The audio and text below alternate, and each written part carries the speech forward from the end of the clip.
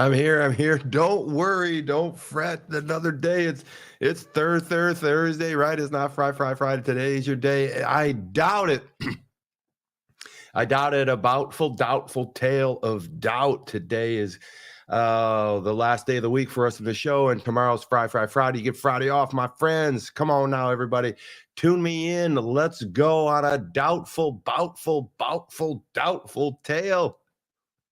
I'm super excited to finish this week in an encouraging note for you.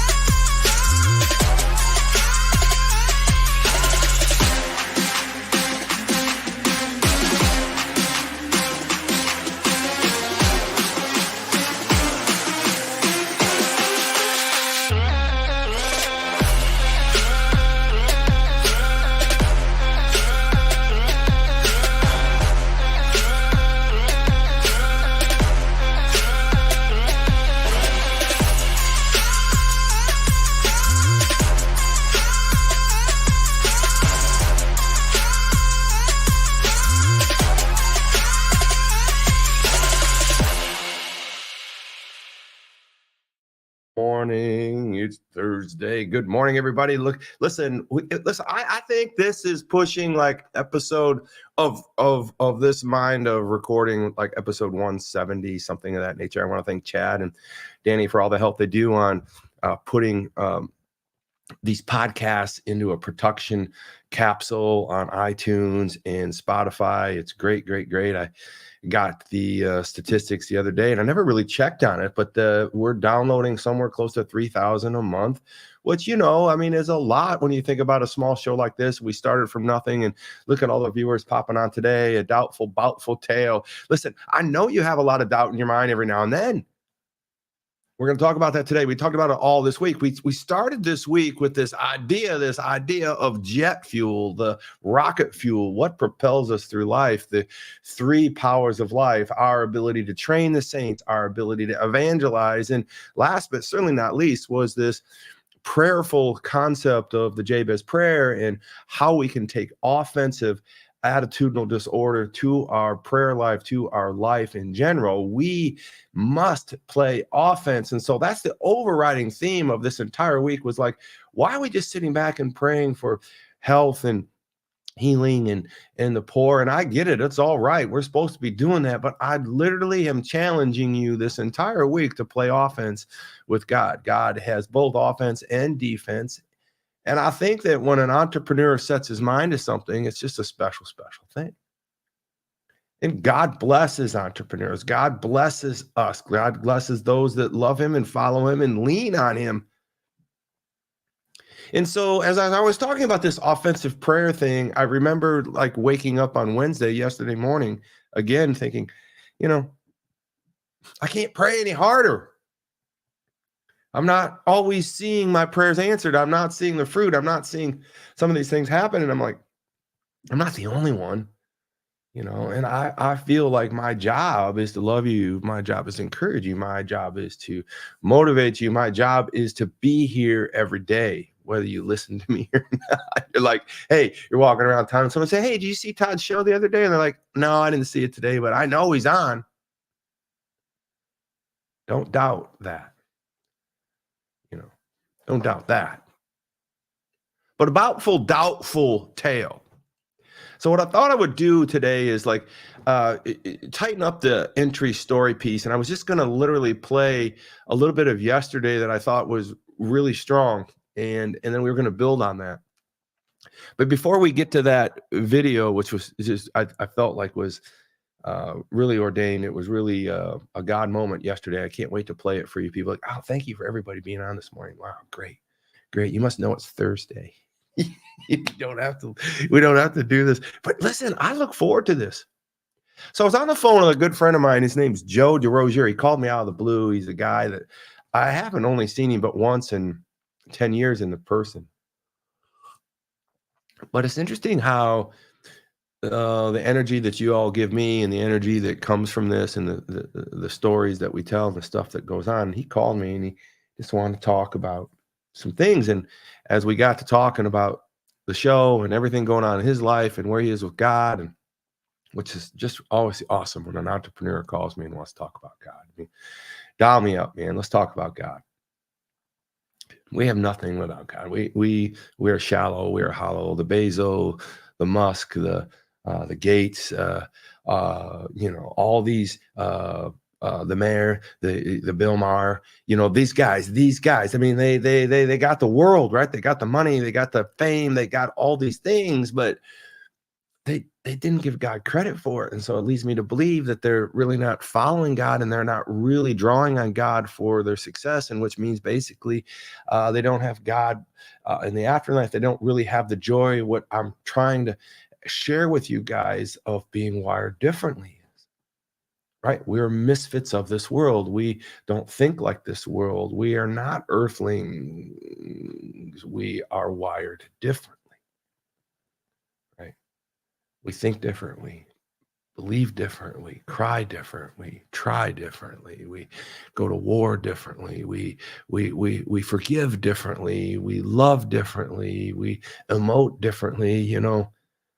We just do things differently. And that's the call to arms here. That's why if you go to wiredifferently.com, if you want to get a shirt like this, there's 70 different styles there, and some of them don't even think, like 2 Timothy 4:7's back there. And listen, I want you to wear a jersey for Jesus. I want you to wear a jersey for God. I want you to be, I want you to cheer as hard for God as I do for the Detroit Lions. Come on, somebody, let's have some fun with that. But Joe DeRozier called me and he said, about this doubt thing, I want you to know, everybody. I want you to tell your followers out there. I know you have followers. I'm really proud of you.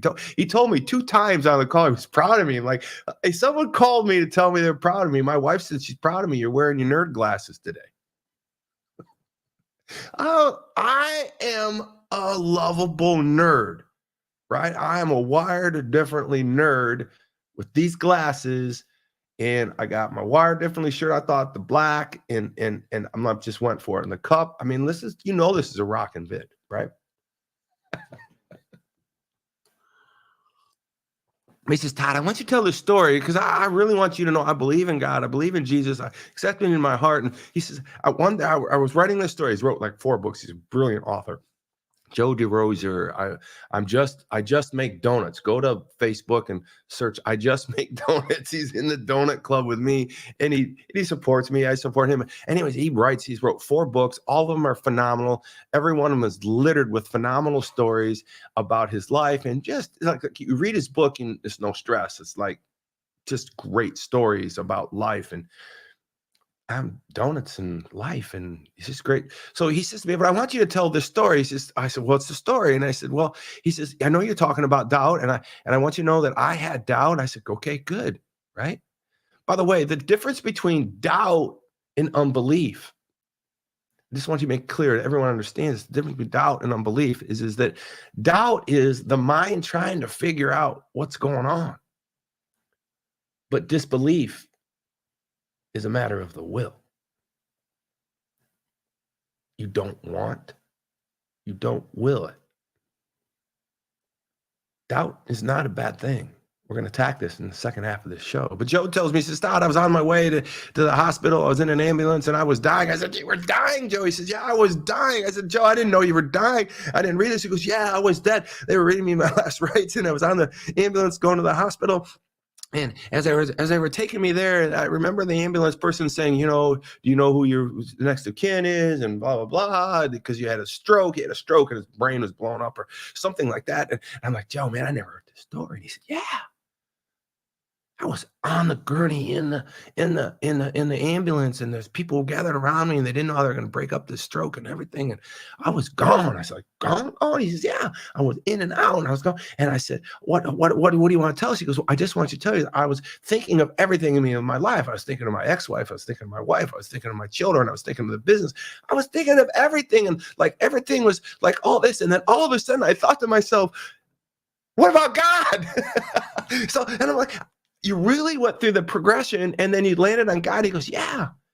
And then all of a sudden, my body started to feel really warm and great, and I was happy, and all the good things were happening to me. And I was like, I had this thing come over me, and I really believe it was God saying, "You're fine. It's all going to be well. It's all going to be well." And as he got to the hospital, they've laid him out, and they did all the first rites and did all the things they had to do. And he laid out, and finally the doctor came in to do his procedure of some sort, and they ran the scans again, and the stroke had disappeared. And so he wanted me to tell that story because he had doubt on the gurney. He had doubt, and then he was delivered. And I said, Joe, but I just got to ask you one quick thing, because I think I want to tell this story tomorrow about doubt, because we all have doubt. He said, yeah, what it is. I said, do you believe in Jesus Christ? Have you accepted him in your heart? And he said, yes, I have.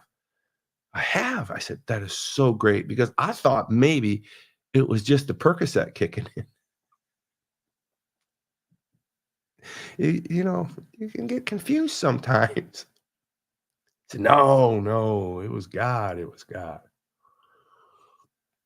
So here's what I'm going to do. I'm going to teach on the 4 disciplines of controlling doubt, the 4 pieces of doubt, and why doubt needs to work for us, not against us. But I thought this morning I would just kind of tell this story about doubting Thomas versus redoing things. And I just kind of want to play this up a little bit. So follow this story, because I think the story yesterday was clearly heartfelt, and it was amazing situation. So I want you guys to stand by, because this last half is going to be amazing. And I think I'm really going to change your life in many ways. I'm going to make you feel better about yourself, and maybe doubting things in this world, even beyond Christ. I think that you need to understand that some of the greatest biblical leaders the world has ever seen doubted Jesus Christ.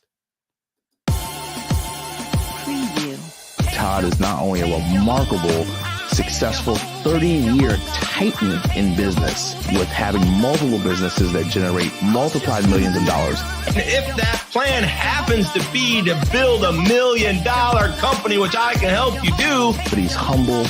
He's a man of God. He's a family man. The world's news organizations are built on everything but positivity. He is an influential entrepreneur and business speaker for over 30 years. I've got to forecast. I've got to pronounce. I've got to project. I've got to share with you my ideas, my vision, my goals for not only myself, but for you. That's why he's came up with his incredible concept of taking and creating a platform for people that are wired differently. And you got to understand that your habits of your person and your habits of your business and your habits of your spirituality have to lead to the North Star of who you are. We need to figure out who we want to be in life.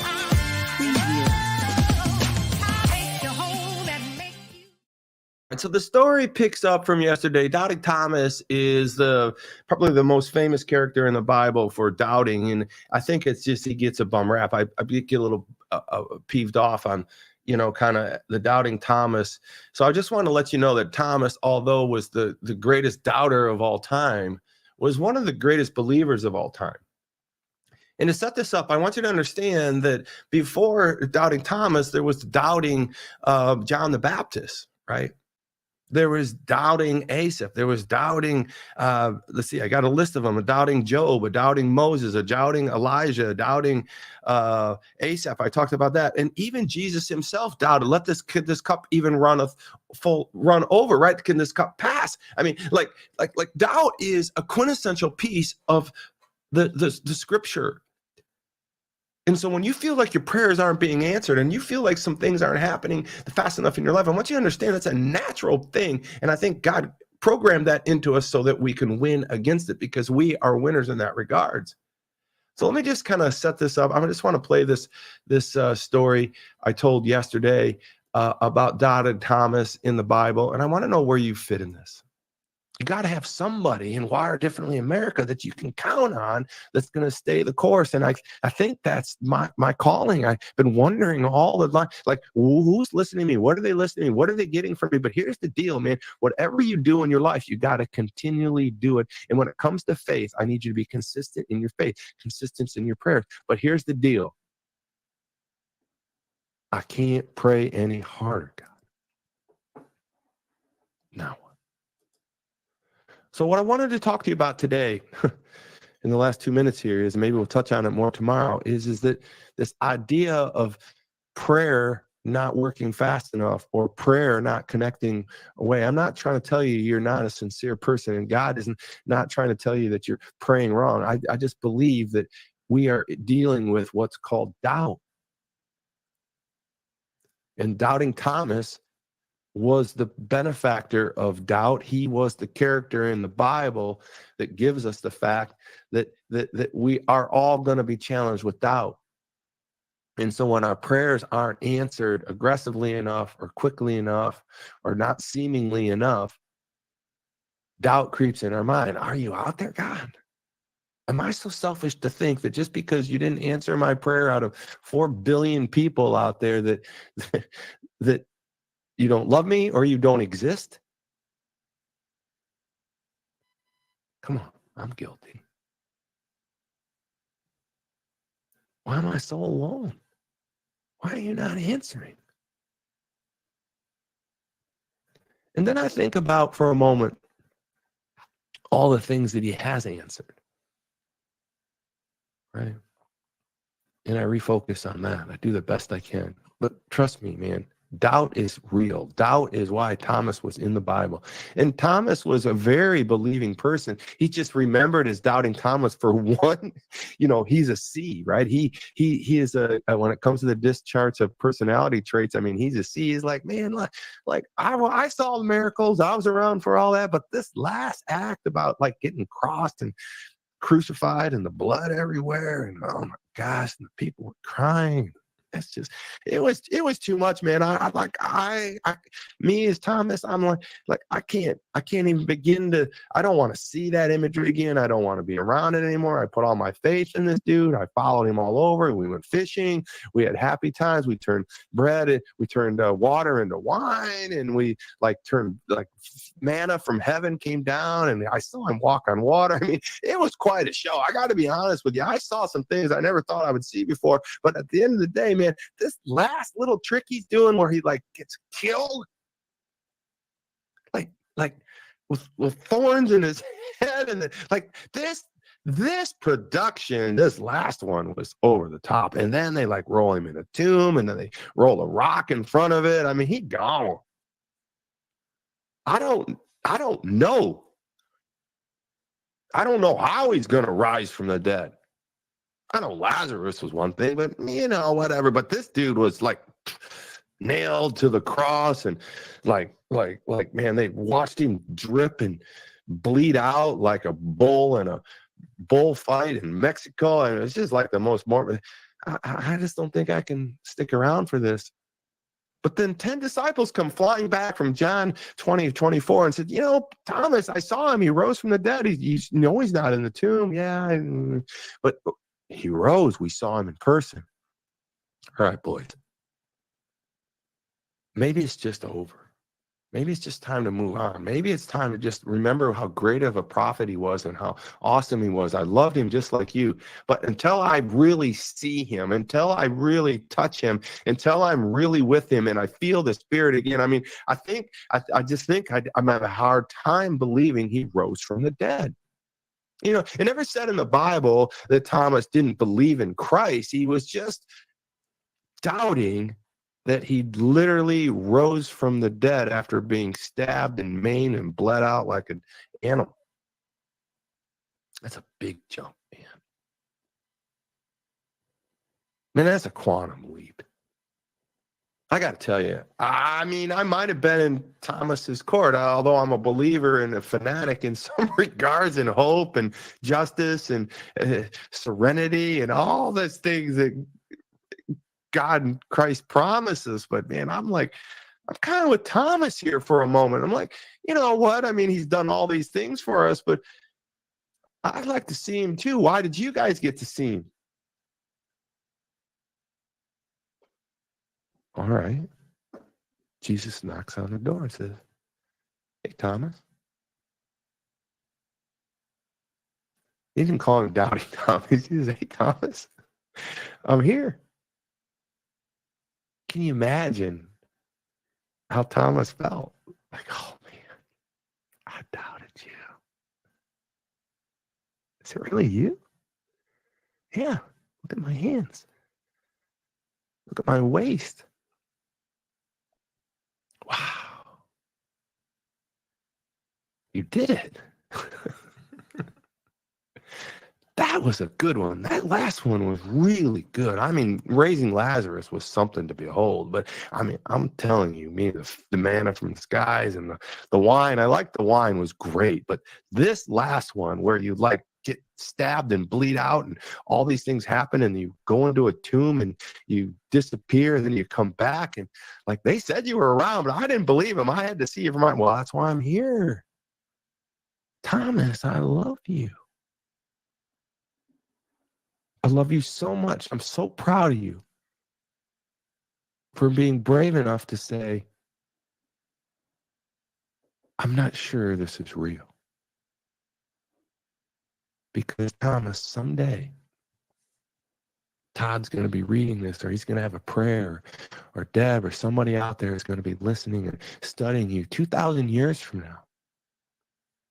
And they're going to say, are you really real, Jesus?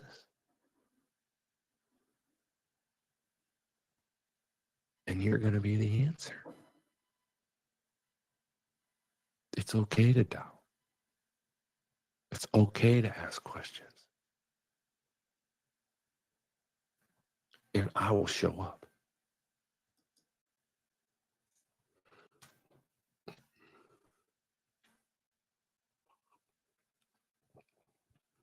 Yeah, no, I've never played myself back. So that was a first, and a lot of you are on watching that, and you're like, oh, wow, 2 Todds. But I watched that playback after Chad sent me a text. I thought, wow. It was probably one of the most special messages that I've ever been able to give. And the thing is I didn't prepare for that. I mean, I prepared for the understanding of where we were going to go with doubt.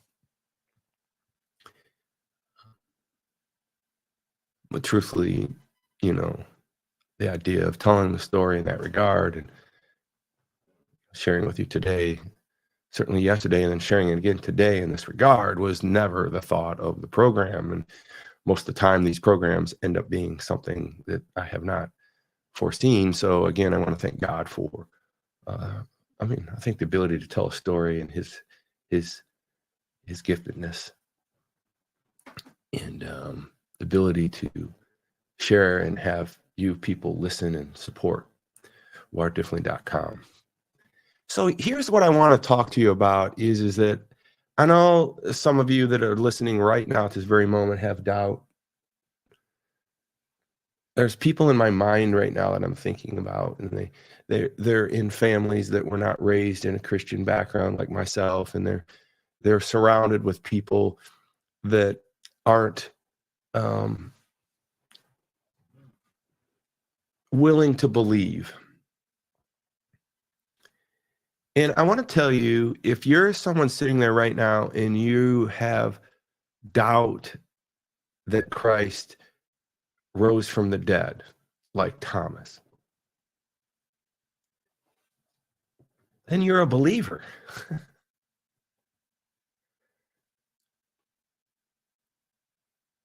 And I'm very proud of you.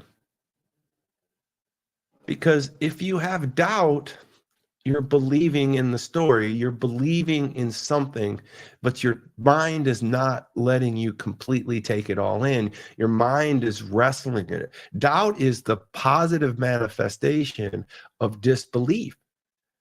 Doubt is the positive manifestation of disbelief or unbelief, because unbelief is a matter of the will. If you're not believing in Christ and you're not believing in your business and you're not believing in yourself, I mean, it's a matter of your will. It's like you don't want that to happen. You're willing it not to happen. Disbelief is a matter of will, but doubt is the mind trying to sort out the belief. And Thomas was caught up in this entire process of doubt, not disbelief. Christ was never caught up in disbelief. He was caught up in doubt for a moment. Could this cup pass over?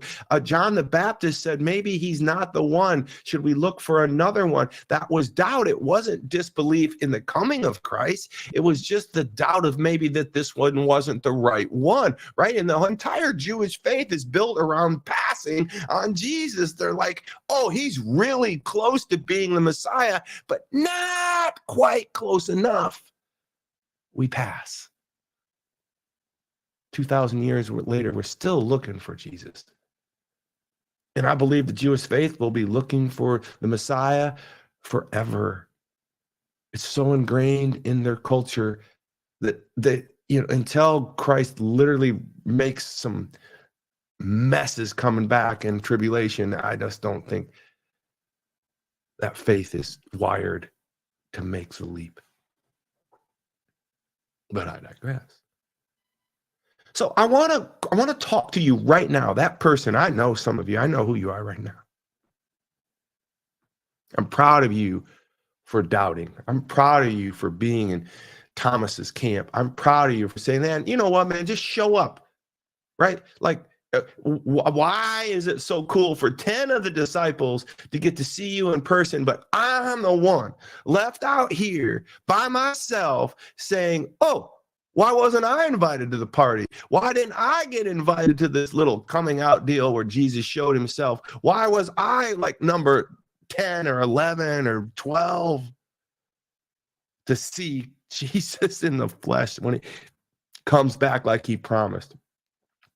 Heck yeah, man, I'd be a little pissed off, be honest with you. I'd be like, I roamed the world with you. I did all this. I picked your net up. I followed you. I loved you unconditionally. I left my job. I did all these things. And then you really pull this haymaker like you come back from the dead and you don't come see me. But you picked John. You always get John. John is your favorite. You loved him the most, right? I'm like, okay, I get it. And Peter, I mean, he betrayed you like 3, 4, who knows? The Bible said 3 times, but I guarantee you, we were talking about you and we were drinking a few wines and the other day, and he was talking some smack about you and you never even knew about it. Oh, Jesus, I knew about it. Well, then, I mean, it was more than 3 times betrayal. Why do you only tell the Bible 3 times? And then he goes on about James. He was your brother and this and that. And you love him and you love all these people. And, even Barnabas after the case of the deal, just because he was an encourager, Thomas could have been doing all those things, and I can see why he would have a little doubt. I mean, don't tell me the disciples didn't talk smack about each other. I mean, come on, somebody. Come on. The best of friends go home and they talk to their wife and they say, oh, did you realize that that's what those people were doing over there? Yeah. But they're our best friends. Yeah. I'm telling you, I'm guaranteeing it. And when we go up there, I'm going to talk to God. He's going to laugh and say, yeah, I know what all they said. Thomas had every right to be peeved off. He had every right to say, hey, I doubt it. That's a big jump. So here we go. The 4 things about doubt. I want to talk to you about the 4 things about doubt and how you manage this whole doubting Thomas syndrome, which, by the way, is one of the biggest, most fantastic believers the Bible has ever met. But he gets this one role in life, and I'm so proud of him because he was brave enough to do the first thing about doubt. Of the 4 things I want to teach on today is 1, don't be afraid of doubt.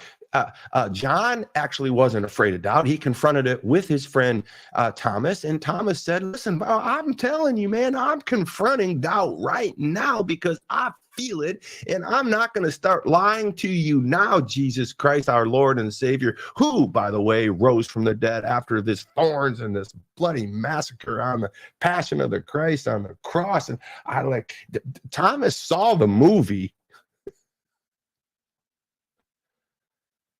That's a hard thing to grasp. I'm sitting here right now thinking, there's no way he comes back from that. No damn way. It's just, Thomas had doubt. But the number one thing I want to teach you, the 4 traits of doubt control, is that don't be afraid of doubt, because doubt, I want you to take rescue. I want you to take respite. I want you to take a loving knowledge of the fact that if you are doubting something, my friend, that you believe in it. Congratulations. Because your mind's just trying to figure out why it believes it. Your mind wants it. Your will be done. Your will wants it. You are triangulating your free will with your God's will, and that's your will be done. I mean, congratulations. Don't run from it. Don't be afraid of doubt. Doubt is going to build you, and we're going to talk about that in the close of this today, because number one is don't be afraid of doubt, because doubt means you believe.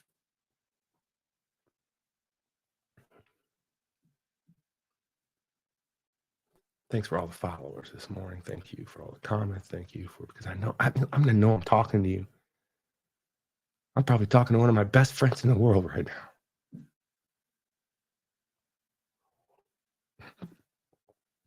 Number 2, take doubt to Jesus.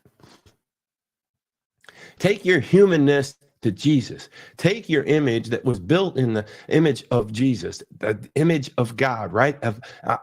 We were built in the image of him. So number 1, I want you to not be afraid of doubt, right? Own up to it, talk about it, but understand that if you have doubt, that you are a believer.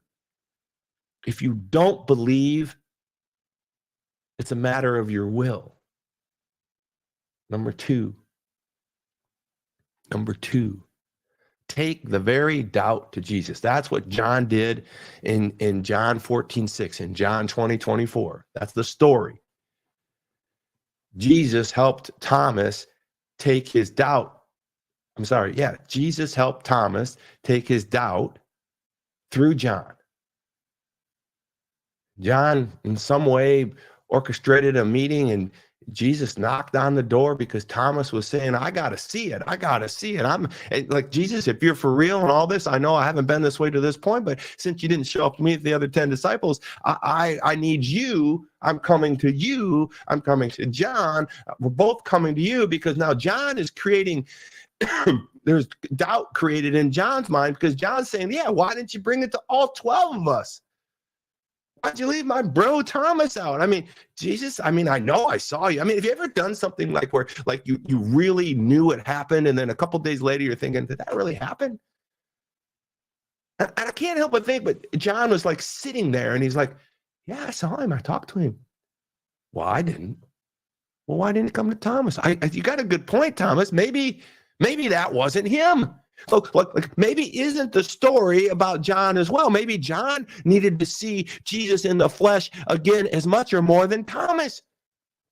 Maybe all the 10 disciples needed to see him one more time. Maybe they needed to see that it was real. Maybe they needed to double down on maybe even their doubt. Maybe Thomas is just taking a damn bullet for every disciple in the planet right now, because he's saying, I'm calling bunk here because I haven't seen him, but you said you saw him. And now the people that said that they saw him are saying, well, maybe I didn't see him. Maybe it's a fugazi. And so they lived through Thomas, and they say, well, let's get Thomas. Let's get Thomas to ask Jesus. Let's get Thomas to say, hey, Thomas, why don't you go see and have a little bit of untrust? We don't want to do that. We saw him. We think we saw him. Thomas says, yeah, show up, Jesus. And none of the disciples said, na, boo, boo, we saw him, you didn't see him. Don't get me that wrong there. But they never said like, oh, we believe it 100%. It was him, and we partied like it was 1999. I'm going to take a little creative interpretiveness, some creative licensing here. I think that John is kind of one of these guys saying, well, yeah, he loved me the most. I get it why he came to me, but maybe there was some doubt. Let's get Thomas to ask. Hello? Thomas, let me in. Who is it? Jesus. Oh.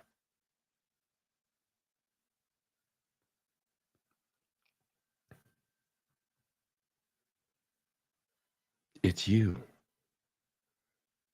You did it.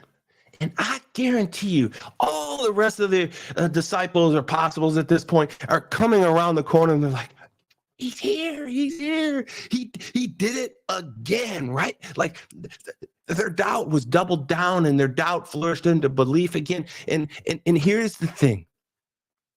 It's only because Thomas took it directly to Jesus.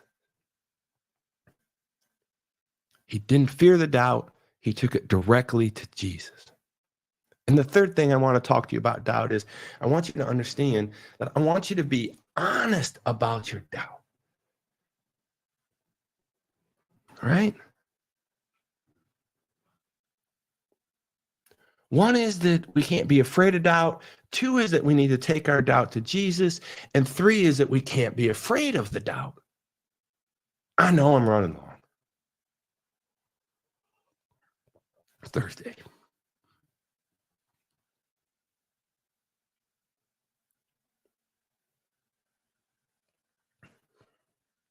I have doubt that Jesus is who he says he is. I said it.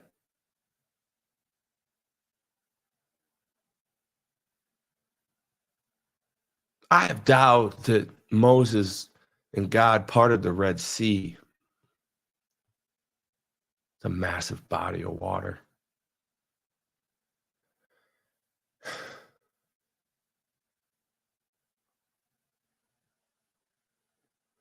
I have doubt that all the parables are true.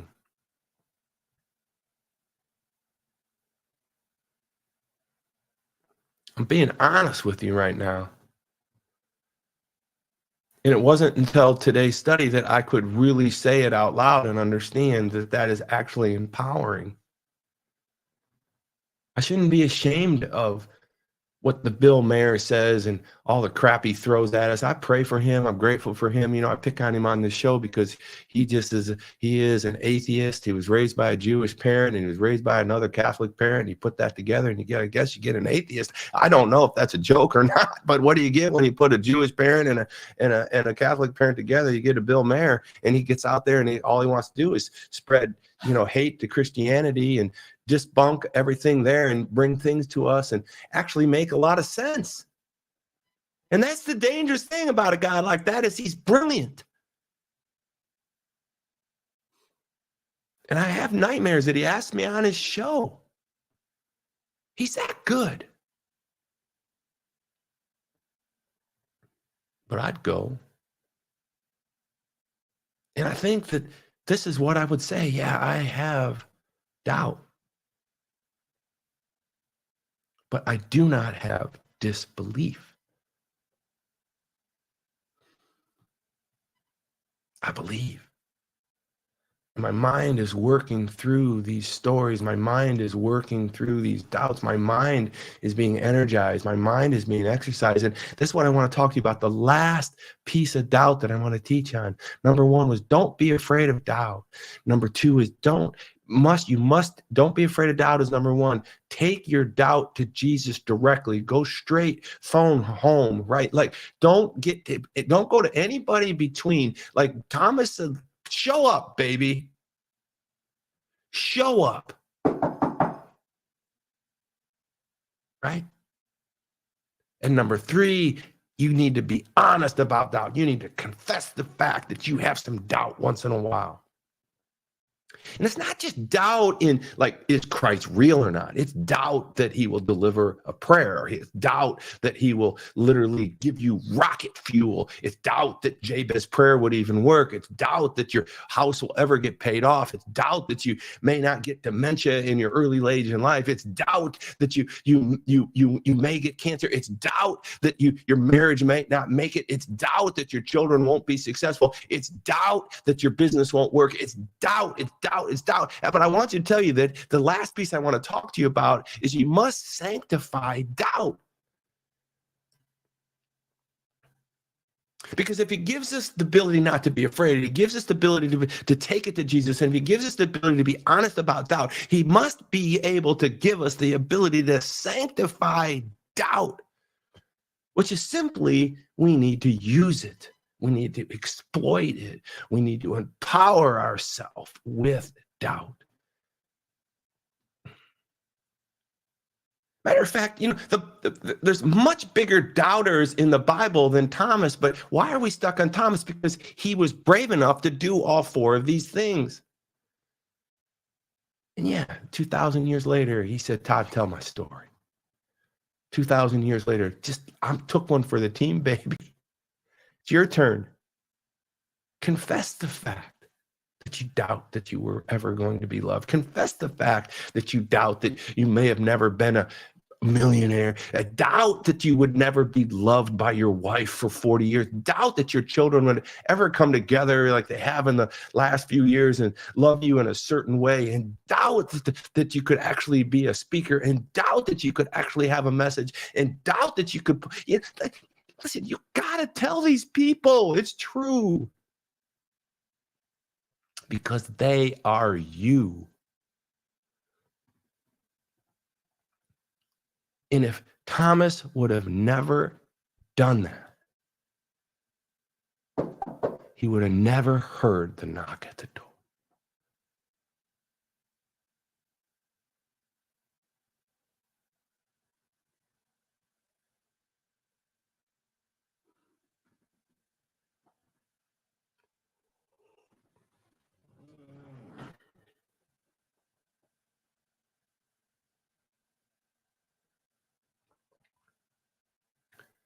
I used to be afraid of silence on my podcast.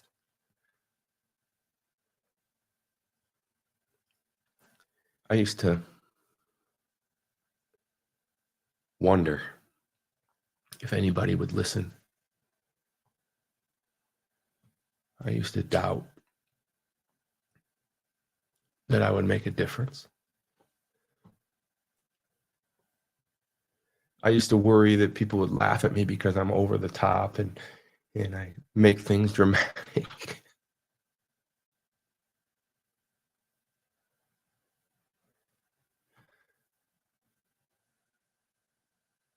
I've sanctified doubt.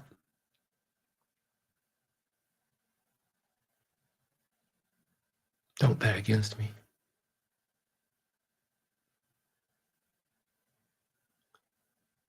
I'm a winner. I'm a Christian.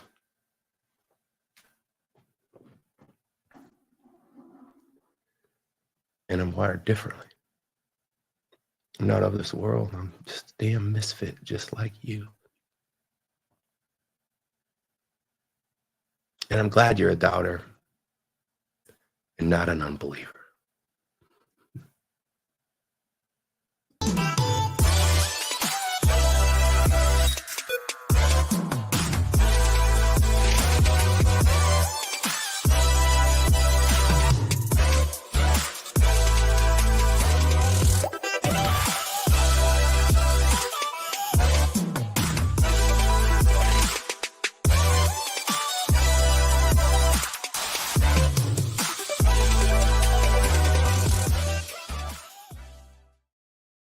Get to wiredifferently.com, download your shirt, buy your shirt. They're at a great price right now as we build this website. Get this shirt, get to 2 Timothy 4:7, get a believer shirt, get a faithful shirt, get something on wiredifferently.com. Come on, support this ministry, this mindset, this movement, and this mission. I'm closing this thing out. I just want to get this little commercial out to you because we need your support. I need it. We need it. God needs it. The movement, mindset, mission, and ministry is certainly excited to share all these things with you. We got a lot of great things. Next week's show is going to be amazing as we continue the story of doubt. We continue the story, more importantly, on how to take offense into your life as a Christian. Let's get on some offense. God bless you guys. Have a great weekend.